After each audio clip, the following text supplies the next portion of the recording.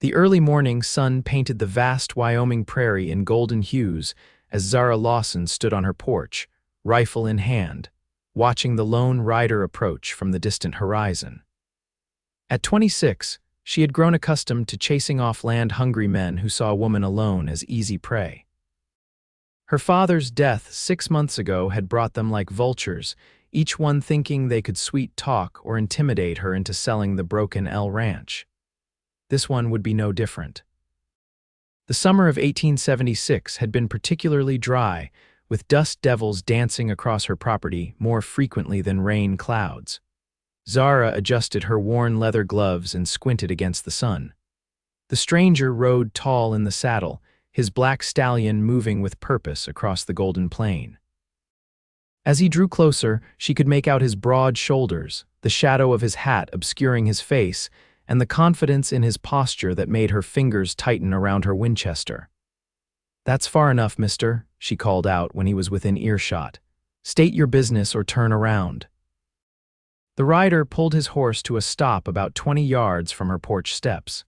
He tilted his head back, revealing a face weathered by sun and wind, yet still youthful. She guessed him to be in his early 30s. A pair of striking blue eyes regarded her with interest rather than the usual intimidation or condescension she'd grown accustomed to. "Madam," he touched the brim of his hat respectfully, "name's Preston McAllister. I've come about the ranch." Zara's jaw tightened. "Not for sale, never will be." "You've wasted a long ride." A smile tugged at the corner of his mouth, revealing a dimple in his right cheek. "I didn't come to buy it, Miss Lawson. I came looking for work." Her eyebrows rose in surprise, but skepticism quickly followed. "Work? There's plenty of ranches hiring hands. Why this one?" "Heard in town you might need help. I know cattle and I'm handy with most everything else." He dismounted with the fluid grace of a man who'd spent his life on horseback, keeping his movements slow and deliberate, mindful of her rifle. "I manage just fine on my own," she replied stiffly. The last thing she needed was another man trying to worm his way onto her land, especially one whose mere presence made her oddly aware of the state of her wind-tangled hair and dust-covered clothes. "Begging your pardon, madam, but the talk in Willow Creek suggests otherwise. Your fence line's down on the north side, cattle straying onto Miller's property. That's trouble you don't need." Zara stared at him hard, wondering who in town had been discussing her affairs so freely. The fence had indeed broken 2 days ago, and she hadn't had time to fix it yet. That Miller had noticed but not informed her directly was telling. "I don't recall asking for anyone's opinion on my ranch business, Mr. McAllister. Preston, please." He removed his gloves, revealing strong, calloused hands. "And no, you didn't ask, but I'm offering anyway." His eyes swept over the ranch, taking in the weathered barn, the corral in need of repair, and the vast stretch of land beyond. "This is a fine spread. Be ashamed to see it slip away because there's only one pair of hands doing the work of 3. His words struck a nerve because they echoed her own unspoken fears. Since her father's death, she'd been working from sunrise until well past dark, barely keeping up with the endless demands of the ranch. She'd lost weight, and exhaustion was her constant companion. Still, pride kept her chin high. "Why should I trust you? For all I know, you could be working for one of those land barons from Cheyenne looking to add my acres to their empire." Preston nodded as if he'd expected the accusation. "Fair question. I've got references from the Double R in Montana and the Circle M in Dakota Territory. I'm not tied to any land company, just a man who knows ranching and needs honest work." Zara hesitated, weighing his words against her need. The cattle drive to the railhead was coming up in 3 weeks, and doing it alone was impossible. She'd been avoiding the inevitable decision to hire help, fearing it would be seen as weakness. "I can pay $20 a month and meals," she said finally. "You'd sleep in the bunkhouse." "First sign of trouble and you're gone." Something flashed in his eyes, surprise perhaps, but he nodded. "Fair enough, though I'd usually get 30 on an outfit this size." 25, she countered, "and that's if you prove yourself useful. Deal." He extended his hand, and after a moment's hesitation, she lowered her rifle and shook it. His grip was firm but not crushing, warm through her worn glove. You can start by fixing that north fence line, she said, stepping back. Tools are in the barn. I've got to check on a heifer that's about to calve. Yes, madam. He tipped his hat again, gathered his horse's reins, and headed toward the barn with a long, easy stride. Zara watched him go, a strange mixture of relief and unease settling in her chest. She'd needed help, desperately needed it, but trusting a stranger, especially one as disarmingly handsome as Preston McAllister, went against every instinct she'd honed since her father's death. Still, she reasoned as she set her rifle down and headed for the pasture, she'd keep her eye on him. The first hint that he was after her land, and he'd be staring down the barrel of her Winchester faster than he could say deed. The days stretched into a week, and Zara found herself grudgingly impressed with Preston's work. He rose before dawn, took his coffee black, and worked tirelessly until the light faded. He fixed the north fence in a day, repaired the leaking roof on the chicken coop the next, and by the end of the week had the wheel on the wagon working better than it had in years. She kept her distance, watching him from the kitchen window or across the corral, suspicious of his motives despite his competence. When they did speak, it was brief and businesslike, though she sometimes caught him looking at her with an expression she couldn't quite decipher. It was on the 8th day that things changed. Zara was in the barn, struggling with a stubborn harness strap when Preston appeared in the doorway. "Need a hand with that?" he asked, his voice startling her. "I've got it," she said automatically, though her fingers ached from the effort. He leaned against the doorframe, arms crossed. "You always do everything the hard way," she shot him a glare. "What's that supposed to mean? Just that accepting help isn't the same as surrendering." He walked over and gently took the harness from her hands. "Hold this part," he instructed, and together they worked the stiff leather until it yielded. Their fingers brushed in the process, and Zara pulled away as if burned. "Thank you," she said stiffly.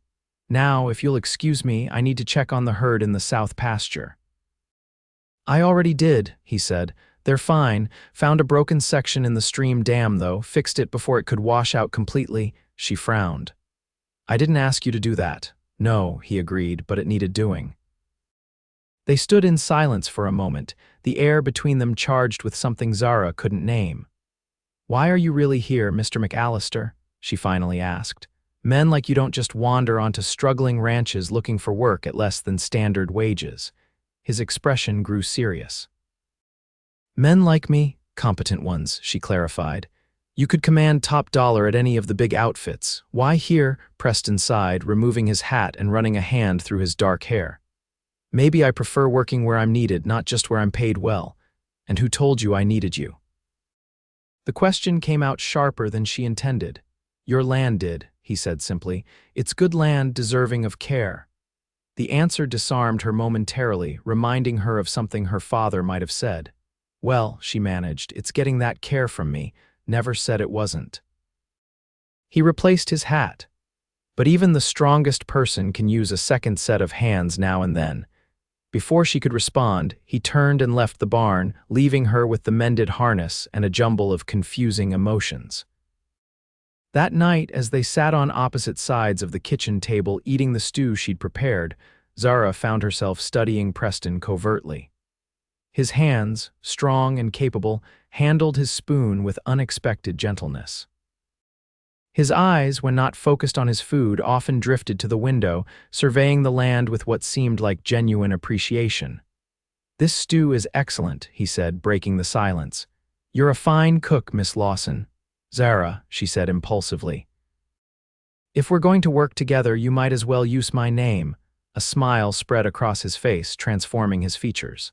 "Zara," he repeated, as if tasting the word. "It suits you. Unique, strong."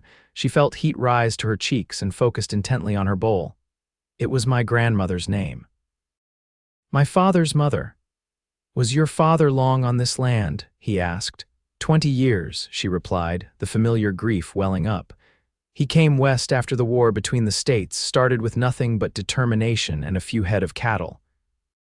She looked around the kitchen they'd built with their own hands. Everyone said he was crazy to think he could make something out of this stretch of prairie, but he proved them wrong. "And you're continuing his legacy," Preston observed. "I'm trying." She set down her spoon. This land was everything to him, his dream, his future. She met Preston's gaze directly. Now it's mine. Is that why you won't sell? Because it was his dream, the question surprised her.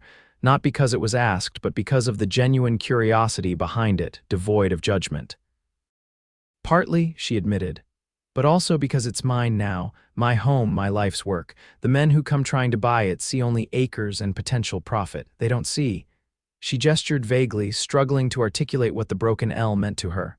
The soul of it, Preston finished for her. Their eyes met across the table, and for the first time since he'd arrived, Zara felt a connection beyond employer and hired hand. This man, somehow, understood. The moment stretched between them until the mantel clock's ticking seemed unnaturally loud. Zara cleared her throat and stood, gathering their empty bowls. "We should turn in early," she said briskly. "Tomorrow we need to move the herd to the east pasture. It'll be a long day." Preston nodded, rising from his chair. "I'll be ready at first light." He paused at the door. "Thank you for the meal, Zara, and for the conversation." After he left, she stood in the kitchen, hands braced against the sink, wondering what had possessed her to share so much with a man she barely knew. Trust didn't come easily to her, yet something about Preston McAllister made her walls begin to crumble, and that was as terrifying as it was exhilarating. The next few weeks established a rhythm to their days. They worked side by side from dawn until dusk, moving cattle, mending fences, and preparing for the upcoming drive to the railhead. Preston proved himself not just capable but invaluable, anticipating problems before they arose and offering solutions that often saved time and effort. Gradually, Zara found herself relaxing in his presence. Their conversations over meals grew longer, less guarded. She discovered he'd grown up on a small farm in Missouri, lost his parents young, and had been working cattle drives since he was 17. He spoke of the places he'd seen with vivid detail that transported her beyond the boundaries of the broken L. "Why haven't you settled somewhere?" she asked him one evening as they sat on the porch watching a spectacular sunset paint the western sky. "A man with your skills could have his own place by now." Preston was silent for a long moment, his profile gilded by the fading light. "Never found the right land, I suppose," he finally said. "Or maybe the right reason to stop moving." There was something in his voice, a hint of something deeper left unsaid, that made Zara's heart quicken. She changed the subject quickly, pointing out a hawk circling above the distant cottonwoods. The morning of the cattle drive dawned clear and cool. They'd spent days preparing, selecting the cattle, checking equipment, planning the route. Zara had hired 2 additional hands from town for the drive, young brothers named Tom and William Barnes, who had worked for her father in the past. As they gathered in the pre-dawn darkness, saddling horses and checking supplies, Zara felt the familiar mixture of excitement and anxiety that always accompanied a drive. Success meant survival for another season. Failure could mean financial ruin. Preston approached, leading his saddled black stallion. "Everything's ready," he reported. "The Barnes boys are bringing up the remuda now." "Good." She tightened the cinch on her own horse, a sturdy chestnut mare named Penny. "We should reach the river crossing by nightfall if we make good time." He nodded, then hesitated. "I was thinking once we reach the crossing, I should ride ahead to check the water level. There's been talk of flash flooding upriver." "I can do that," she said automatically. Preston's expression remained neutral, but his eyes held a challenge. "You're the boss. The men will need your direction for setting up camp. I can be there and back before you'd finish giving instructions." Zara bit back her instinctive protest, recognizing the logic in his suggestion.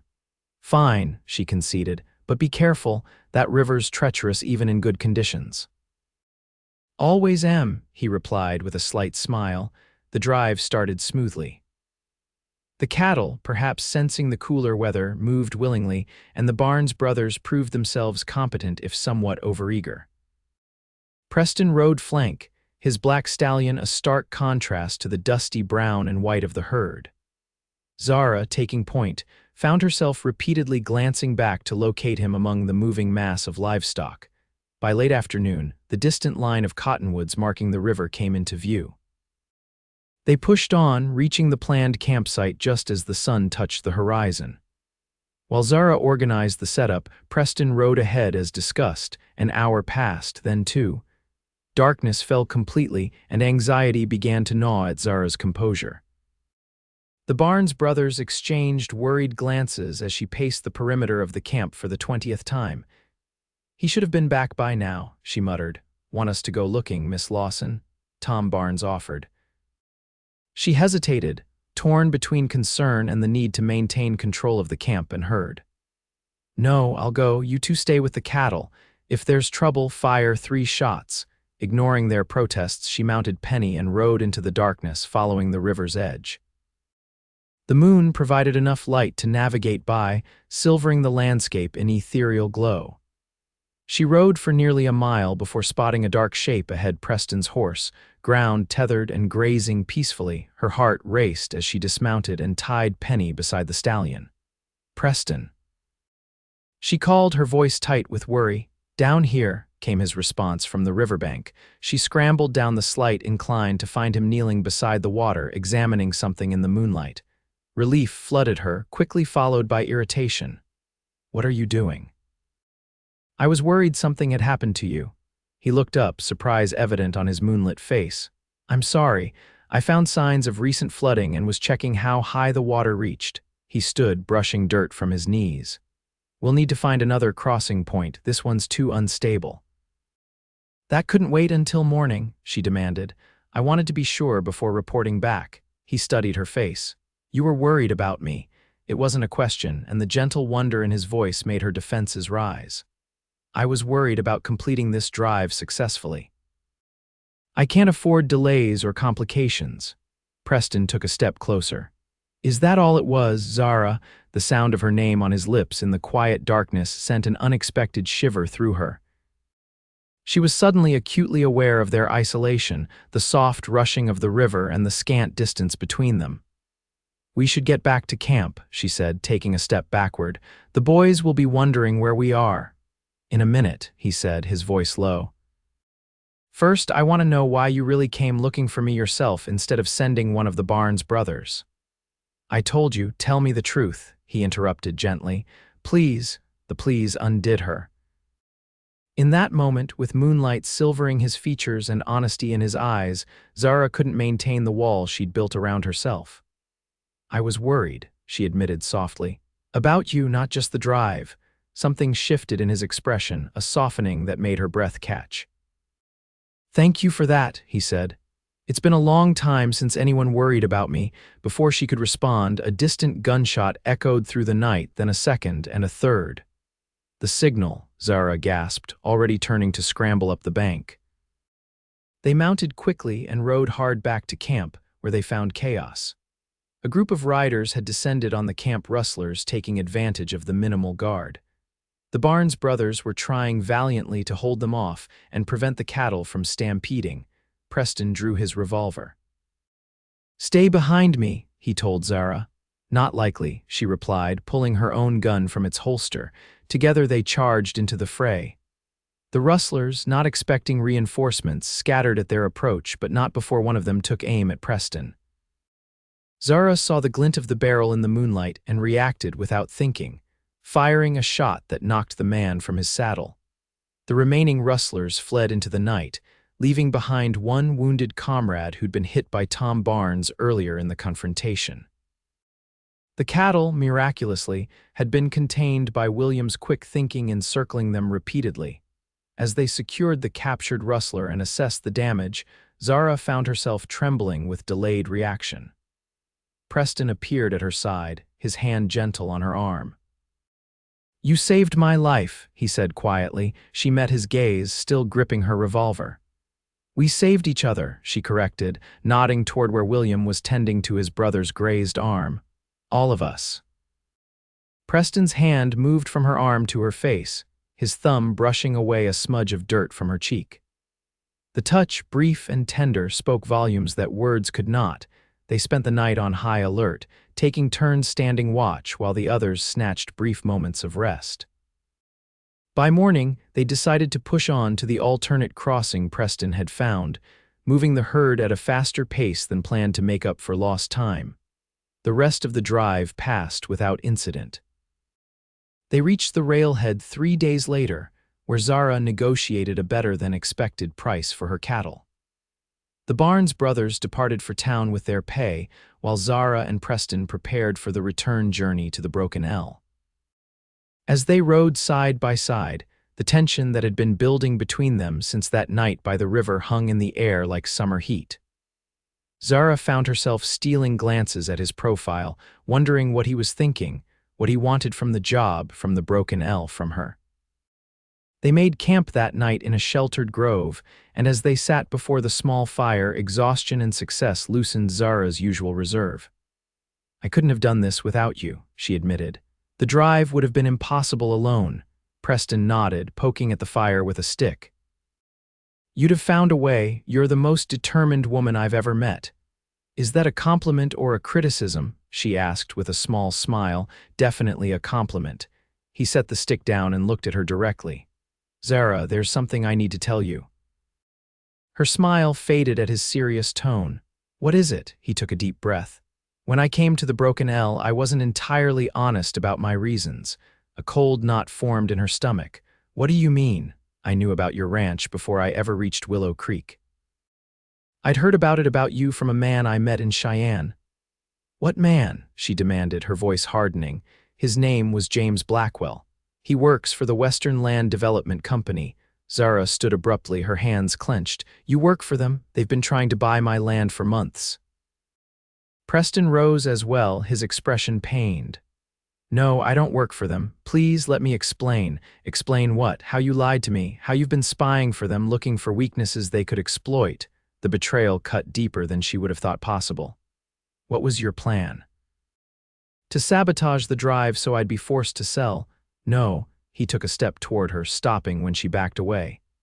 "Blackwell approached me, yes. He offered me money to come to your ranch and convince you to sell, but I refused." "Then why are you here?" she demanded. "Because I was curious," he admitted. "The way he talked about you, this stubborn woman refusing to see reason, fighting against progress, it didn't sit right with me. I wanted to see for myself what kind of person would stand so firmly against men like Blackwell." Zara stared at him, uncertainty warring with anger. "And what did you find?" His expression softened. "I found exactly what I expected, a strong, capable woman protecting what's hers. What I didn't expect was..." He hesitated. "Was what?" "How much I'd come to care for the land. For you." The words hung between them, honest and exposed in the firelight. Zara wanted to believe him, but fear held her back. "How do I know you're telling the truth now?" "You don't," he acknowledged. "But think about it, Zara. If I was working for Blackwell, why would I help make the drive successful? Why fix fences and repair buildings? I've had dozens of chances to undermine you, and instead, I've done everything I could to help the ranch prosper." His logic was sound, but trusting had never come easily to her. "Why tell me this now?" "Because I can't keep it from you any longer. Not when." He trailed off, running a hand through his hair in frustration. "Not when what?" "Not when I find myself thinking about staying," he finished quietly. "Permanently."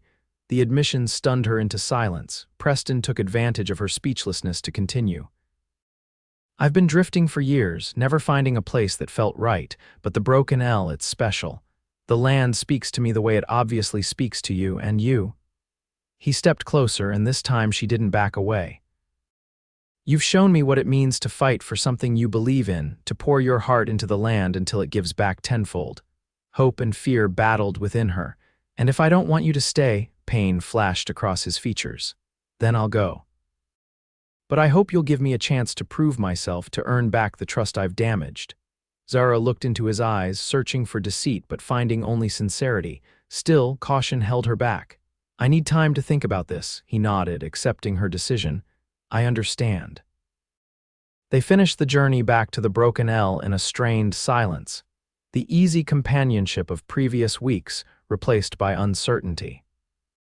When they arrived, Preston kept his distance, focusing on tasks that took him to the far reaches of the property while Zara worked closer to the house, both of them nursing their wounded hearts. 3 days after their return, Zara rode into Willow Creek for supplies. As she loaded her purchases into the wagon, a well-dressed man approached her. "Miss Lawson, James Blackwell, Western Land Development Company." He extended his hand, which she pointedly ignored. "I've nothing to say to you, Mr. Blackwell," she said coldly. "My answer remains the same. The broken L is not for sale," he smiled thinly. "Perhaps you'll reconsider when you learn about your hired hand's true purpose." Zara's heart skipped a beat, but she kept her expression neutral. "And what would that be?" "Preston McAllister was sent to soften you up, to find weaknesses we could exploit." Blackwell's smug expression indicated he expected shock or distress. Instead, Zara crossed her arms. "Is that so? And did he report back to you regularly on his progress?" Confusion flickered across Blackwell's face. "Well, no, in fact, we haven't heard from him since he took the job, which is why I'm here personally." "So he took your money and then disappeared," she pressed. "No money changed hands. He was to be paid upon successful completion." Blackwell frowned. "Has he mentioned our arrangement to you, Mr. Blackwell?" Zara said, stepping closer, her voice low and dangerous. "Preston told me everything the moment he arrived. We've been playing you for a fool, letting you think your little scheme might work while we strengthen the ranch together." It was a lie, but the look of shock on Blackwell's face was worth it. Zara continued, warming to her tale. "Did you really think a man like Preston would work for someone like you? He has more integrity in his little finger than you have in your entire body." Blackwell's face reddened with anger. "You're bluffing. McAllister agreed to help us." "Did he?" Zara raised an eyebrow. "Then why isn't he reporting to you? Why has the ranch improved under his care instead of deteriorating? And why," she added with a triumphant smile, "did we just complete the most successful cattle drive in Broken L history?" The land developer's expression confirmed she'd hit the mark. "This isn't over, Miss Lawson," he warned. "The railroad is coming, and properties like yours will be essential for development. One way or another, we'll have that land." "You're welcome to try," she replied calmly, "but you'd best send better men than Preston McAllister if you hope to succeed. Now, if you'll excuse me, I have a ranch to run." She climbed onto her wagon and drove away, leaving Blackwell fuming in the street. As she headed back to the Broken L, her mind raced with the implications of the encounter.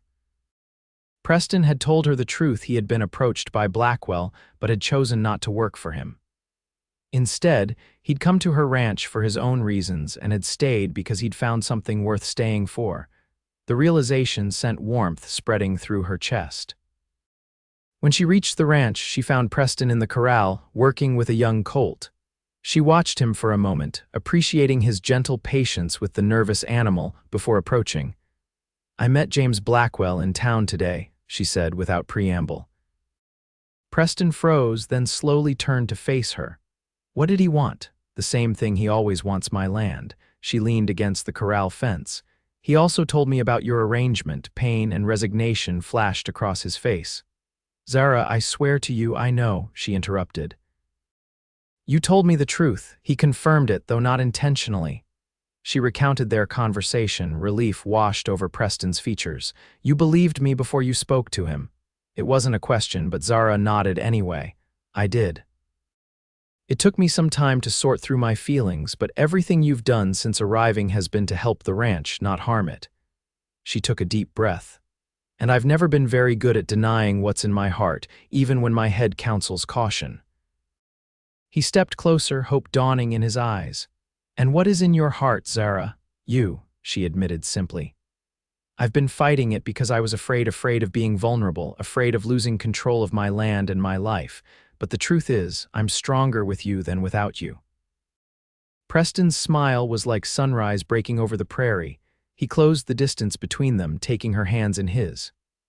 "I came here looking for answers about you, about why this land matters so much. What I found was a home I never knew I was searching for." "The land?" she asked softly. "The land," he agreed, "and the woman who loves it as much as I've come to." His hand gently cupped her cheek. "I don't want your acres, Zara Lawson. I came for your heart." When their lips finally met, it felt like coming home after a long journey. His kiss was tender yet passionate, conveying everything words could not. Zara melted into him, her arms encircling his neck as she surrendered to feelings she'd kept at bay for too long. When they finally parted, both breathless, Preston rested his forehead against hers. "I love you," he whispered. "And I want to build something here with you, not just a ranch, but a life." "I love you too," she replied, the words easier to say than she'd imagined. "And I want that more than anything." The weeks that followed were the happiest of Zara's life. Together, they worked the land with renewed purpose, making improvements that would secure the broken Eltic's future for years to come. Preston moved from the bunkhouse to the main house, and their evenings were spent planning and dreaming by the firelight. Word spread through Willow Creek that Zara Lawson had taken a partner in business and in life. The Western Land Development Company made one final attempt to acquire the ranch, offering an exorbitant sum that would have tempted many. Zara and Preston declined without hesitation. "This land isn't just dirt and grass to be bought and sold," Preston told the company representative who'd come calling. "It's a legacy, a home, and a future. It's not for sale at any price." As summer gave way to autumn, they were married under the sprawling cottonwood tree where Zara's parents had exchanged their own vows 27 years earlier. The entire town turned out for the celebration, which lasted well into the night. Later, as they stood on the porch of their home, watching stars appear in the vast Wyoming sky, Zara leaned against her husband's solid strength. "I never thought I'd share this land with anyone," she admitted. "It was always just mine to protect." Preston's arm tightened around her waist. "And now it's ours to love, to nurture, and to pass on someday." She turned in his arms to face him. "When you rode up that first day, I was so sure you were just another threat to everything I held dear. And instead," he prompted with a smile, "instead you became everything I hold dear." She reached up to touch his face, tracing the lines that sun and laughter had etched there. "My father used to say that land knows who truly loves it. I think the broken L knew you belonged here before either of us did." "Smart land," Preston murmured before kissing her deeply. The years that followed proved the wisdom of their partnership. The broken L flourished under their combined care, expanding thoughtfully as opportunities arose. They added sheep to diversify when cattle prices fluctuated, planted wheat in the Fertile Valley section, and eventually built a gristmill that served the surrounding ranches. Their family grew as well. 2 years after their wedding, Zara gave birth to a daughter they named Elizabeth, after Preston's mother. A son, Michael, followed 3 years later. The children thrived in the freedom of ranch life, learning to ride almost before they could walk, developing the same deep connection to the land that their parents shared. The railroad eventually came to Willow Creek, but instead of destroying the broken L as Blackwell had threatened, it opened new markets for their cattle and crops. Preston's foresight in acquiring additional water rights proved invaluable as the region developed, and Zara's stubborn refusal to sell even an acre ensured their holdings remained intact. On the 10th anniversary of Preston's arrival at the Broken L, they hosted a gathering of friends and neighbors to celebrate. As twilight descended and lanterns were lit around the yard, Preston pulled Zara away from the festivities for a private moment. "10 years ago, I rode in a stranger," he said, leading her to the spot where they had first met. She on the porch with her rifle, he a dusty traveler with uncertain intentions. "You were the most terrifying woman I'd ever seen," he confessed with a laugh. "And you were the most persistent man," she countered, smiling at the memory. From his pocket, Preston withdrew a small wooden box. "I've been saving this," he explained, opening it to reveal a delicate gold locket. Inside was a tiny photograph of their family and a small pressed flower. "Indian paintbrush," Zara identified the bloom, touching it gently. "From our land, from our home," he corrected, fastening the locket around her neck. 10 years ago, I told you I came for your heart, not your acres, and you got both anyway," she teased. "I got everything," he agreed seriously. "More than I ever dreamed possible." He took her hands in his. "Thank you for trusting me with your heart and your land. Thank you for our children and our life together." Zara felt tears prick her eyes as she leaned into his embrace. Thank you for teaching me that strength isn't about standing alone, but about choosing who to stand beside. They remained there as the stars appeared overhead, the sounds of celebration drifting from the yard, their hearts as connected as they had been on that first life-changing kiss. The broken L surrounded them, not broken at all but whole and thriving, much like the love that had grown between a cautious woman and the cowboy who had seen beyond her defenses to the heart that waited. As years continued to pass, their love only deepened, like roots extending into rich soil. The children grew tall and strong, each developing their own relationship with the land while absorbing their parents' wisdom about stewardship and perseverance. Elizabeth, with her mother's determination and her father's calm diplomacy, became an advocate for ranchers' rights in the face of increasing corporate interests in Wyoming territory. Michael inherited his father's way with horses and his mother's head for business, introducing new breeding programs that made Broken L horses sought after throughout the West. Preston and Zara weathered the inevitable challenges of ranching life droughts, harsh winters, fluctuating markets with the resilience that comes from facing difficulties together. Their partnership in work and in love became legendary in Willow Creek and beyond. On their 25th anniversary, with their children grown and the ranch more prosperous than ever, they sat together on the porch swing Preston had built during Zara's first pregnancy. You ever wonder what would have happened if you hadn't come here that day? Zara asked, her head resting comfortably on his shoulder. Preston considered the question, his fingers absently stroking her silver-streaked hair. Sometimes, I might have continued drifting, never finding where I belonged. And I would have continued struggling alone, too proud to admit I needed help, she acknowledged. We saved each other, he said softly, echoing words she had spoken long ago by a moonlit river. Zara smiled, reaching for his hand. We did. And we built something greater than either of us could have created alone. As the sun set on the land they had nurtured together, painting the horizon in gold and crimson, Preston pressed a kiss to his wife's temple. I came for your heart, he whispered, but found my own in the process. Zara turned her face to his, the years having only enhanced the beauty he had fallen in love with so long ago. And they say happy endings only happen in storybooks. This isn't an ending, Preston corrected gently. It's a continuing story written in the land and in our love. Together they watched darkness settle over the Broken L, secure in the knowledge that what they had built would endure in the fertile soil, in their children's capable hands, and in the legacy of a love that had begun when a suspicious woman with a rifle encountered a determined cowboy who saw beyond her defenses to the heart that waited to be claimed.